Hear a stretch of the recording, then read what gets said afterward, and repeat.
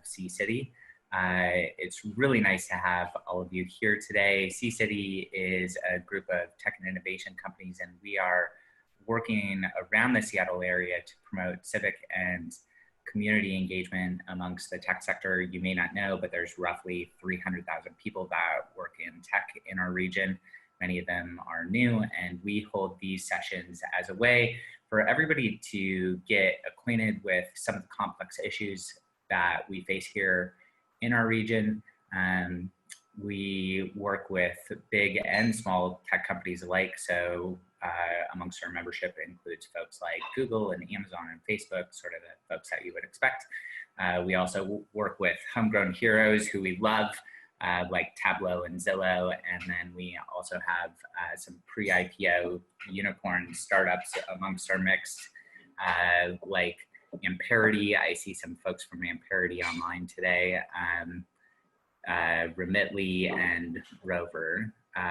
So we have historically held in-person sessions like this on tech campuses, really to provide people insight into the local community.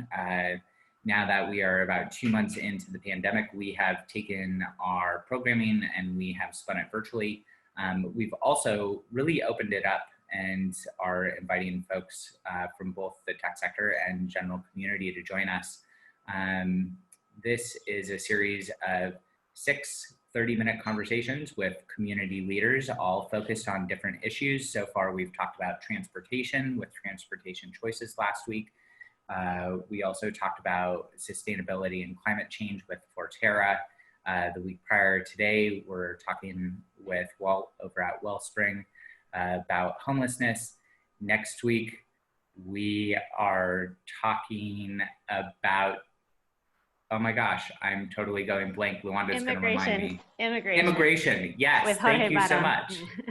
That's right, we're going to be talking about immigration with NIRP, which is Northwest Immigrants' Rights Project. If you like this content, we encourage you to come back. They're only 30 minutes, and we do a lot of work to make these really impactful conversations. So without any more ado, I would like to introduce Walter Washington, who is the Senior Director of Housing Services at Wellspring Family Services. Walter is a Seattle native with extensive experience working with and designing programs for vulnerable populations.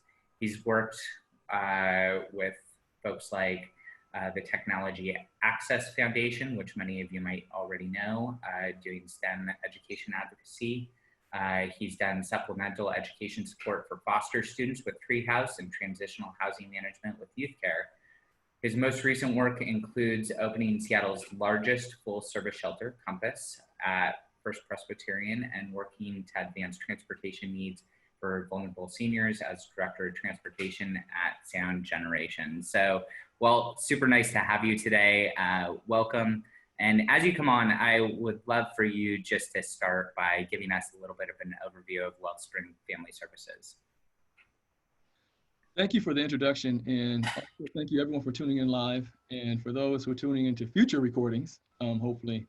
I do believe this issue is a local issue of my lifetime, and right now, of course, it's highlighted by a pandemic that's putting a lot more folks in a situation of need. So if I can add a couple highlights to Wellspring Family Services' current scope of work, we have a particular attention to how our service sector functions. So we believe that we want to support those who support others. As you can imagine, case managers, those who in direct service work, experience a lot of secondary trauma. This work is very, very difficult.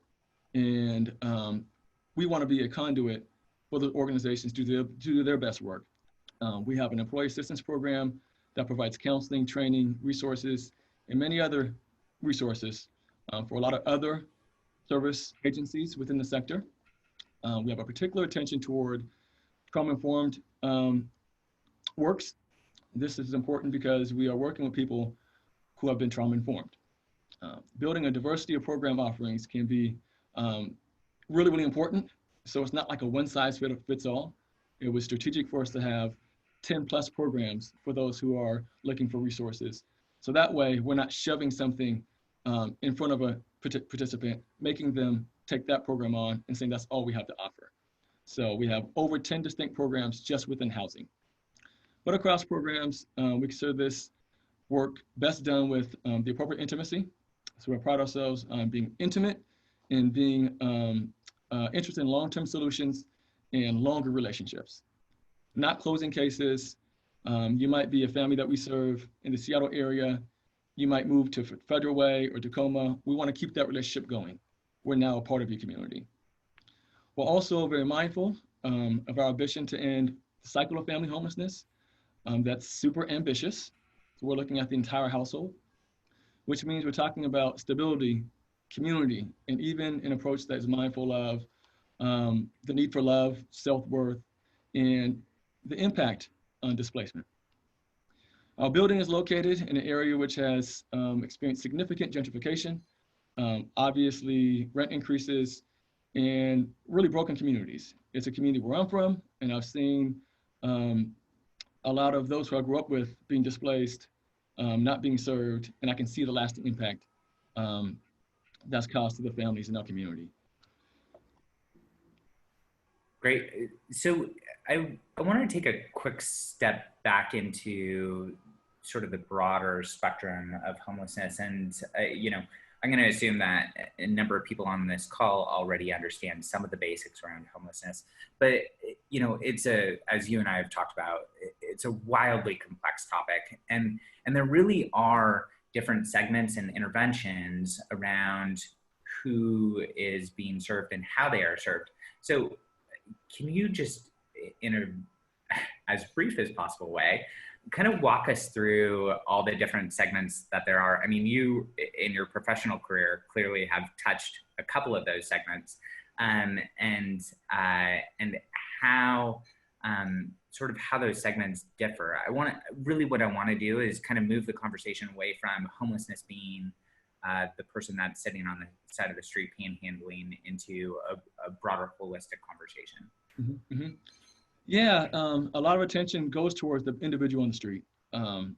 Sometimes who's kind of wrestling with themselves, creating a bit of a theater for those who are walking downtown, doing the shopping, going to work, and kind of doing their everyday lives. However, there are other subsets of homelessness that aren't getting the attention they deserve. Certainly at Wellspring Family Services, we work with the entire family, which sometimes is 3 or 4 generations in a household. But there's also subsets that have particular needs as well, or issues. Let's say, for example, the youth homelessness, which has a disproportionate amount of folks experiencing homelessness who identify as LGBTQ, right?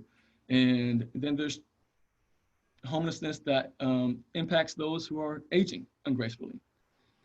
Shelters across Seattle and really across the region are being filled with those who are aging ungracefully in a shelter setting with no pathway to housing. Each subset has a particular, I think, solution. And they also have particular, I think, interest for the popular ethos. I mean, I think there's a significant amount of folks who are struggling who are older, particularly males and people of color, who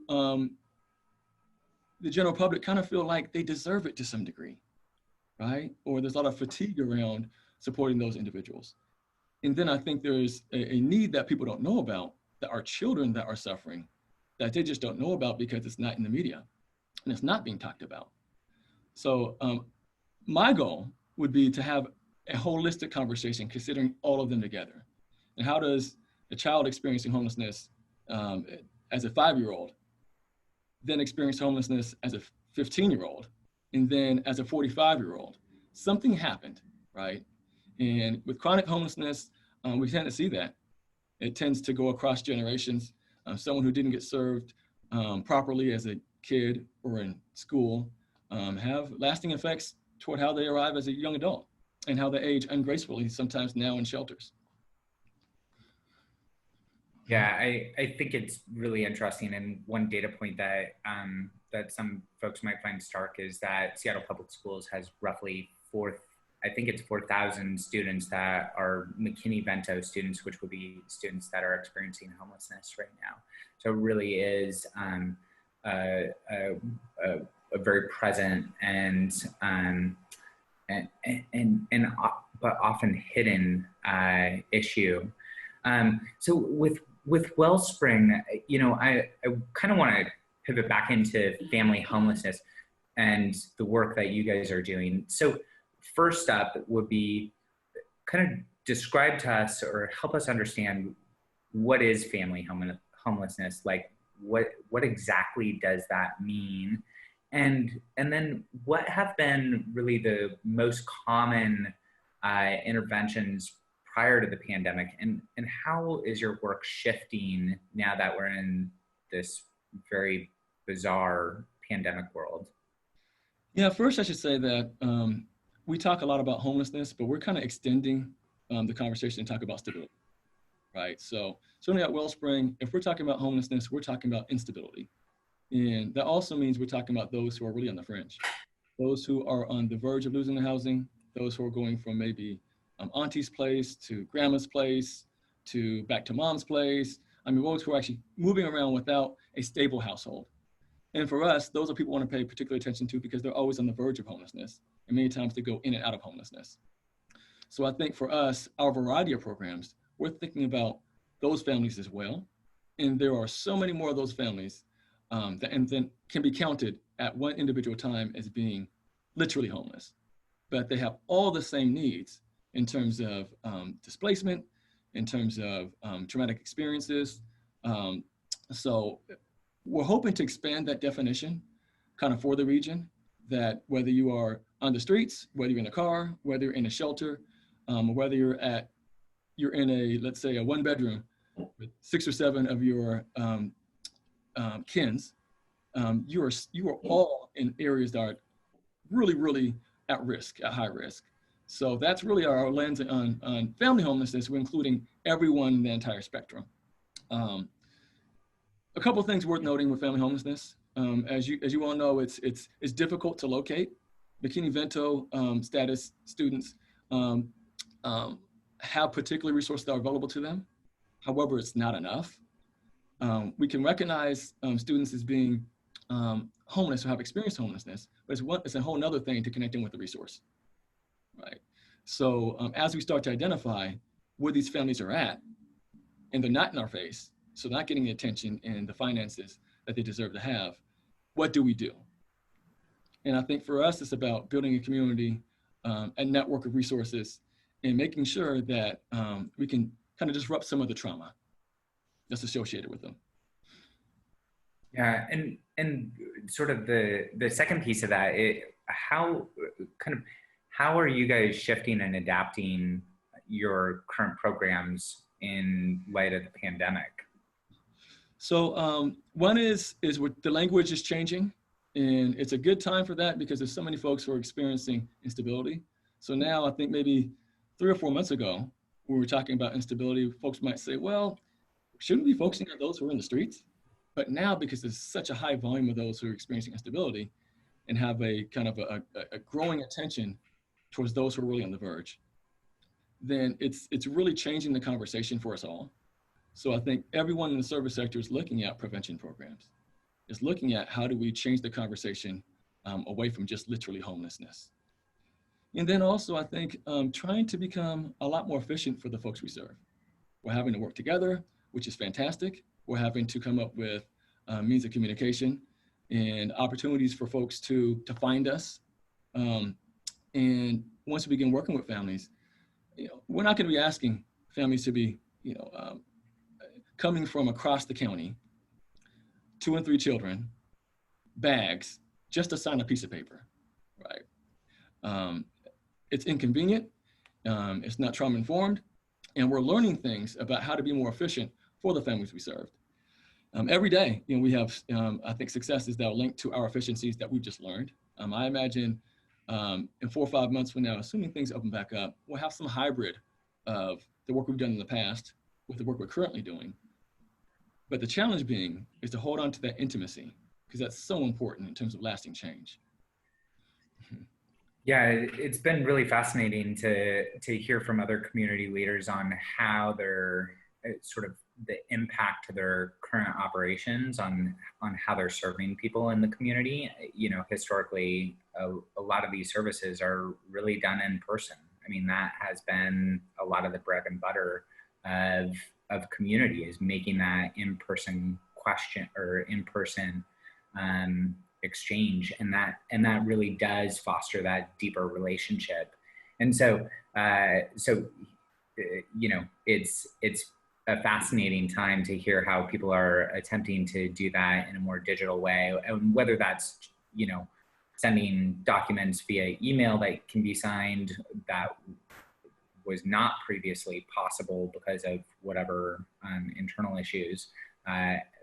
It is now. So I think that's super exciting and super will pay off, hopefully. Yeah, and go ahead. Also add, I think, leveraging technology. You know, I mean, I've been a part of so many different Zoom meetings and Microsoft Teams meetings and probably 5 or 6 different platforms. And I've been super surprised by the resiliency of the people we serve that will adapt, will find technology that we didn't think they had access to. And I think for us, as we start to use Zooms and Microsoft Meetings and these other platforms, we're finding that we can do some of this work and be as effective as before and as intimate as before. So although you can't have the in-person handshake or, you know, and really, you know, connect in the same way person to person, technology is going to be huge for us going forward. And I think investing in technology kind of across the board in the sector is going to be a really big deal. And what I'm looking forward to personally, the innovations that happen within technology that we'll be relying on and kind of leaning on to do this work. Yeah. So before I ask my next question, I really want to encourage people, if you have questions, now's the time to start throwing them in the chat, because we'll get to them here in just a few minutes. Okay, momentary side comment coming back to the main conversation. So as you look to the future, say the next 6 months, next year, sort of what does the landscape look like from your end?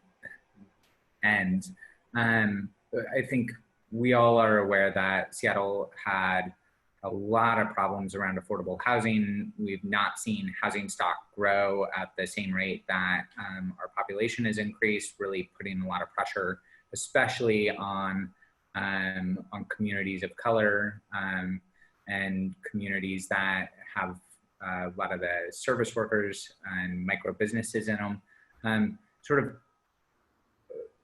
Do you have in your mind what the picture looks like a year from now? When I was looking at the unemployment numbers for like last week, I think they were 2.1 million or something of that sort. You know, it's pretty grim, and you try not to be pessimistic. So I have like optimism, I have pessimism. The optimism is that there are so many people who are stepping up, giving the time, the resources, the talents, and starting funds to help folks who are experiencing instability. However, it's not enough. And I know that bringing to about large sums of money is kind of a bureaucratic process that takes a lot of time. And I am concerned that, you know, Christmas and the holiday season is going to be very uncomfortable for a lot of people, and a lot of suffering happening, and that we'll become overwhelmed with the demand. So you have places, our building, for example, we have a lot of walk-ins, a lot of calls that, you know, we'd love to serve everybody.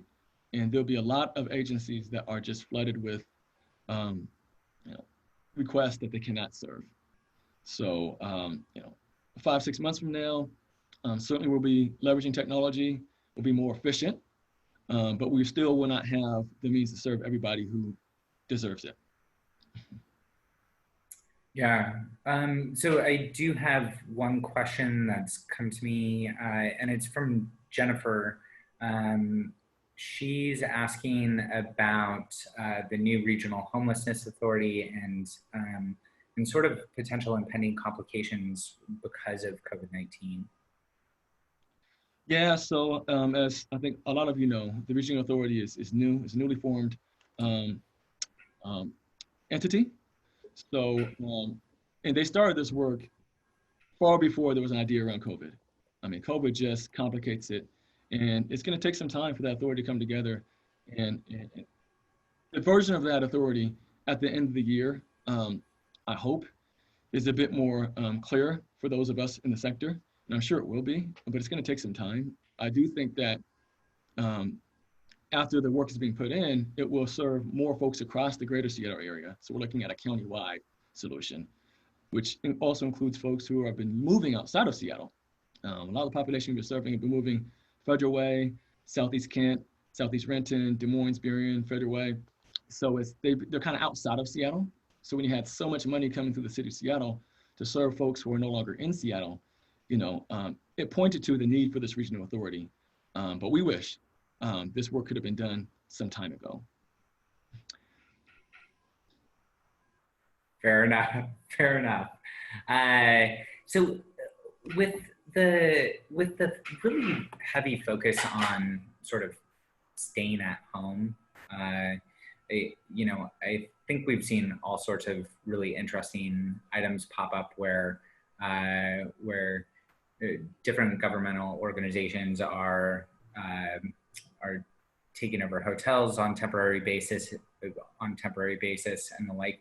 Do you think that some of those types of programs will be long lasting? And I'm also super curious about the housing first model, and if something like that gains traction during this sort of heavy emphasis on people need to be in home, shelter in place, kind of those aspects of what's going on right now.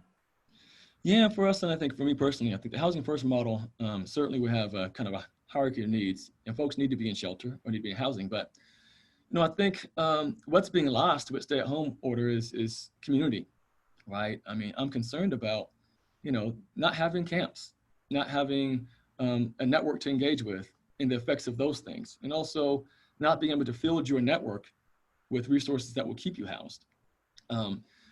Some of these programs are kind of the hotels that are having that are termed to be temporary. I don't imagine anytime soon those programs going away. Some of them tend to be in areas that don't have a whole lot of wraparound resources.